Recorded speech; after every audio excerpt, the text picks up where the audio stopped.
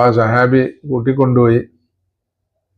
എന്നിട്ട് തോട്ടത്തിൽ കൊണ്ടുപോയി, ഈത്തപ്പന തോട്ടത്തിൽ കൊണ്ടുപോയി ഈത്തപ്പഴമൊക്കെ പറിച്ച് വെച്ചു കൊടുത്ത് വെള്ളമൊക്കെ കൊടുത്ത്, എന്നിട്ട് അവർ അത് കഴിക്കുമ്പോഴത്തേക്ക് വീട്ടിൽ പോയിട്ട് ചെറിയ ആട്ടിൻകുട്ടി ഉണ്ട്, അതിനെ അറുത്ത് ഭക്ഷണമാക്കി എന്നാണ് വീട്ടിൽ കൊണ്ടുപോയി സൽക്കരിച്ചു.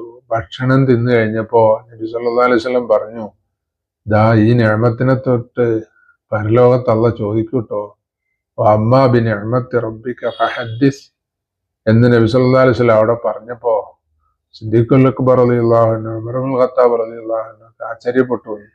കാരണം എന്താ, ഭക്ഷണം കിട്ടാനില്ലാതെ പൊറുതി മുട്ടിയിട്ട് ഉറക്കം വരാതെ സഹി കെട്ടിട്ട് പുറത്തിറങ്ങി നടന്നല്ലേ, ആ സമയത്താണ് എന്ത് ചെയ്ത, ജീവൻ നിലനിൽക്കാൻ കിട്ടിയ ഒരു ഭക്ഷണമാണ്. അതിന് തന്നെ അള്ളാഹു തആല ചോദിക്കുന്നുണ്ടെങ്കിൽ എന്താ, നമുക്കിടയൊക്കെ ഭക്ഷണത്തിന് എത്ര നമ്മൾ സമാധാനം പറയേണ്ടി വരും. അപ്പോ അൽഹംദുലില്ലാ, മനസ്സറിഞ്ഞ് എന്ത് അൽഹംദുലില്ലാ